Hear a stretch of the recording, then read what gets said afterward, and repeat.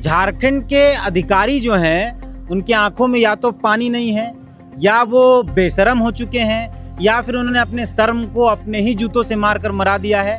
अब सोचिए कि परिवार ये कह रहा है, इतनी बुरी स्थिति झारखंड की हो गई है कि परिवार अपने बच्चों को इस बात के लिए तैयार कर रहा है कि तुम झारखंड का एग्जाम का तैयारी मत करो।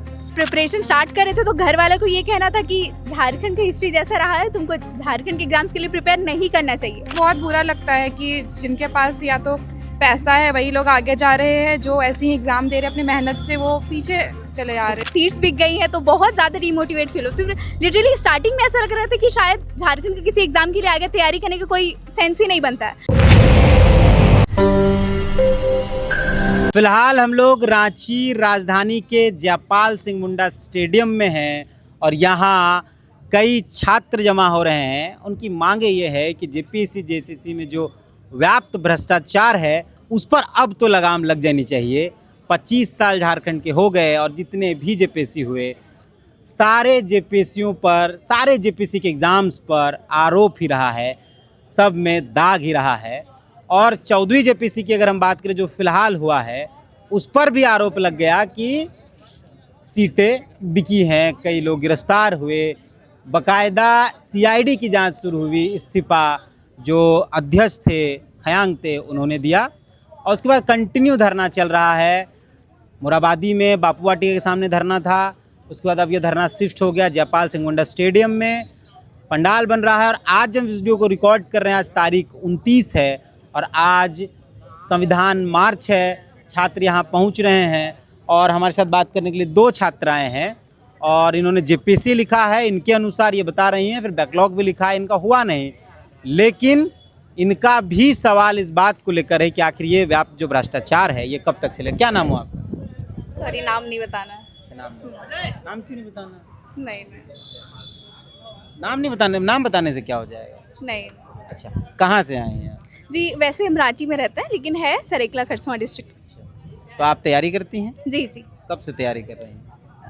ये मतलब कितने एग्जाम्स आपने अभी, कितने एग्जाम्स लिखे? ये जेपीएससी मेरा फर्स्ट ही एग्ज़ाम था और मतलब जस्ट लाइक कॉलेज का फाइनल ईयर से ग्रेजुएशन जस्ट कंप्लीट हुआ, उसके बाद JPSC was the first form जो मैंने फिल किया। अच्छा, और इस पे गेम हो गया? जी एग्जैक्टली। आप ये बताइए, क्योंकि आप ये बताइए हमको कि आपने, दोनों को रखो फ्रेम में, आप दोनों ने पहली बार एग्ज़ाम लिखा? जी पहली बार। और आप दोनों ने पहली बार एग्ज़ाम लिखा, आप निकले, उसके कुछ दिन बाद आपको पता चला कि पेपर लीक हो गया और सीटें बिक गई, तो क्या महसूस हुआ?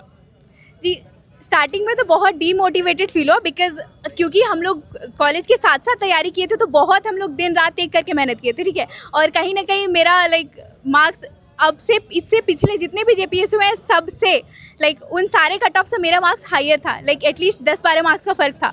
तो कहीं ना कहीं मेरे मन में ऐसा उम्मीद था कि हो सकता है मेरा प्रीलिम्स क्लियर हो जाए फर्स्ट अटेम्प्ट में ही। बट देन जब ऐसे पता चला कि सीट्स बिक गई हैं तो बहुत ज़्यादा डिमोटिवेट फील होती है। लिटरली स्टार्टिंग में ऐसा लग रहा था कि शायद झारखंड के किसी एग्जाम के लिए आगे तैयारी करने का कोई सेंस ही नहीं बनता है, बिकॉज यहाँ हिस्ट्री ऐसा रहा है कि हर एग्ज़ाम में इरेगुलरिटीज़ होते आए हैं अभी तक। लेकिन गवर्नमेंट इस चीज़ पे कुछ रिफॉर्म्स लाने के लिए उन्होंने आई डोंट थिंक कुछ ऐसा स्टेप्स लिया है। अदरवाइज अगर उन्होंने कुछ स्ट्रिक्ट एक्शंस लिया होता तो ये चीज़ हर बार नहीं रिपीट हो रहा होता। हम क्या कहें, शब्द नहीं है मेरे पास।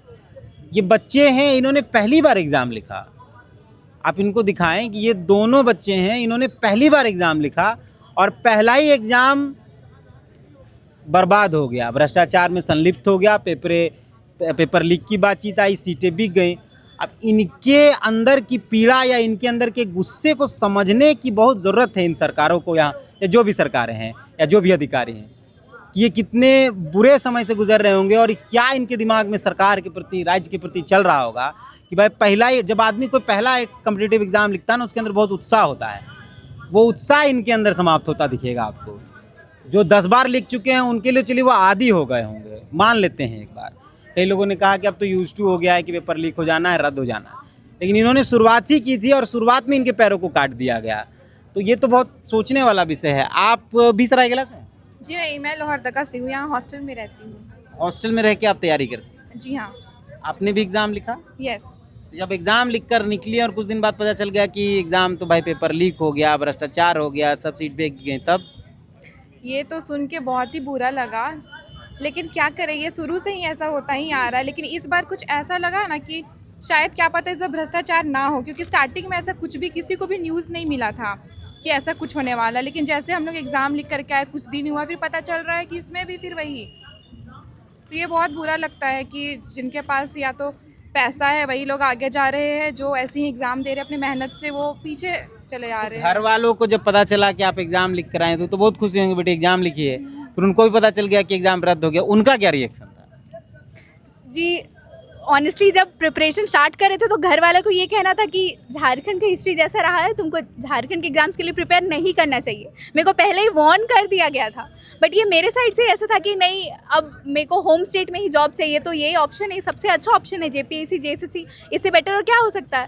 तो जब घर वालों को ही पहले ऐसा बोलना था, उसके बाद फिर ऐसा लगा कि इनिशियली जब एग्ज़ाम कंडक्ट हुआ तो कहीं पे ऐसे न्यूज़ नहीं था, कुछ दिन बाद ऐसे पता चला कि यहाँ पे भी धांधली हुई है। तो घर वालों को यही बोलना था कि इतना मेहनत करी, तुमको यही कहा घर वालों ने, इतना मेहनत की, इतना टाइम दी, तुम अगर बस पढ़ते रहोगे, हर बार पेपर लीक होते रहेगा, तो ये तो तुम्हारे एंड से, तुम्हारे हाथ में तुमको कुछ हासिल नहीं होने वाला, ये बस टाइम वेस्ट है। लिटरली झारखंड के एग्जाम के लिए प्रिपेयर करना तुम्हारे लिए टाइम वेस्ट जैसा ही है। उस रास्ते पे मत जाओ जहाँ तुम्हारे सीनियर्स या दीदी लोग ऑलरेडी जाके, लिटरली उनका ये 7वां साल है जब वो प्रिपेयर कर रही है। उनका इससे पहले जेपीएससी का प्रीलिम निकल गया, लेकिन मेंस किसी दिन से नहीं हो पाता। इस बार वो और अच्छे से तैयारी की थी, फिर ऐसा हो गया। आपके घर वालों ने क्या कहा? आपके घर वालों ने मना किया था क्या? जी मना तो किया था, लेकिन भी हम लोग गए। और सबसे बड़ी बात तो एक तो फैमिली, मम्मी पापा सब लोग हम लोग को एक तो सेंटर के पास लेके गए, इतना मेहनत से टाइम निकाले, स्पेशली पापा। और फिर बाद में पता चलता है कि एग्ज़ाम ही ये हो गया, तो बहुत बुरा लगता है ना। एक तो फैमिली भी हमारे लिए सेंटर तक पहुंच जा रहे हैं, पूरा सुबह से शाम तक धूप में। गुमला था मेरा सेंटर। आपका तो बगल में है। हाँ बगल में ही है, तो वही, तो वो चीज़ बहुत बुरा लगता है। मतलब झारखंड के अधिकारी जो हैं उनकी आंखों में या तो पानी नहीं है, या वो बेशरम हो चुके हैं, या फिर उन्होंने अपने शर्म को अपने ही जूतों से मारकर मरा दिया है। अब सोचिए कि परिवार ये कह रहा है, इतनी बुरी स्थिति झारखंड की हो गई है कि परिवार अपने बच्चों को इस बात के लिए तैयार कर रहा है कि तुम झारखंड का एग्ज़ाम का तैयारी मत करो, तुमको झारखंड में नौकरी करने की कोई ज़रूरत नहीं है, तुम अपना भविष्य बर्बाद कर दोगी। बच्चे इस बात के लिए खुद को तैयार कर रहे हैं कि नहीं, हमको झारखंड ही चाहिए, हम झारखंड में ही नौकरी करेंगे। और उसके बाद ये सारी चीज़ें समझ में आती है जब इनको, तो फिर ये भी अभी आगे आप लोग क्या करेंगे? झारखंड में ही तैयारी करेंगे, आंदोलन करेंगे, या अपने जो आपके जो सीनियर्स हैं उनकी तरह लड़ते रहेंगे? सर अभी फ़िलहाल तो यही है कि हम लोग अपनी बात सरकार तक पहुंचाना चाहते हैं। हम लोग अपनी ओर से पूरी शांतिपूर्वक कोशिश करेंगे कि हमारी बात को सुनी जाए और इस पे स्ट्रिक्ट एक्शन ले। कुछ ऐसा सरकार अपनी ओर से कदम उठाए कि लोगों का जो ट्रस्ट है, जो गवर्नमेंट से कहीं ना कहीं एकदम ही बिखर चुका है, वो दोबारा से हम गवर्नमेंट ऐसे कुछ मेजर्स लाए कि हम दोबारा से अपना ट्रस्ट उन पर बना पाए। और तैयारी करना, वैसे अब हम, क्योंकि हम लोग झारखंड से, तो हम लोग स्टार्टिंग से यहाँ रहे हैं। यहाँ पे जो प्रॉब्लम्स है, अगर हम लोग उस यहाँ के सिचुएशन को, यहाँ के सोसाइटी को अगर हम लोग बेटर करना चाहते हैं, तो इसीलिए हम लोग को होम स्टेट में सर्व करना है। बेटर करने से पहले बेटर तरीके से उस जगह पर जाना हो जहाँ सब कुछ लटर पटर है। जी जी जी। तो वो आप जब जाने के सोचे, तैसे ही ये सब कुछ हो गया। तो मेरे को पहले ऐसा लगता है कि आई फील कि गवर्नमेंट, अगर हम लोग अपनी बात बहुत एकदम ही दृढ़ निष्ठा से गवर्नमेंट तक अपनी बात पहुंचाते हैं, और गवर्नमेंट को थोड़ा सा मतलब ऐसे थोड़ा संवेदनशील, हाँ, अगर गवर्नमेंट थोड़ा सा वैसे अपनी ओर से थोड़ा हमारे बातों को अगर सुने और इस पर अच्छे से कार्रवाई करे, तो मेरे को ऐसा नहीं लगता है कि इतना मुश्किल है रिफॉर्म्स लाना, क्योंकि ऐसा बहुत सारे एग्जाम्पल्स है जिनसे हम देख के सीख सकते हैं। तो मेरे को ऐसा लगता है कि गवर्नमेंट के लिए मेजर्स लाना बहुत मुश्किल नहीं है, बस बात यह है कि उनको इस चीज़ पर थोड़ा सा बहुत दृढ़ निष्ठा से वर्क करना होगा। ये झारखंड के वो पौधे हैं जिनको बेहतर खाद देकर उसको अब बेहतर तरीके से ट्रीटमेंट करके एक बड़ा पेड़ बनाने की ज़रूरत थी यहाँ के नेताओं को, यहाँ के अधिकारियों को, लेकिन इनके जड़ों पर नमक डाल दिया जा रहा है ताकि ये पौधा जो है वो मर जाए और पेड़ न बन पाए।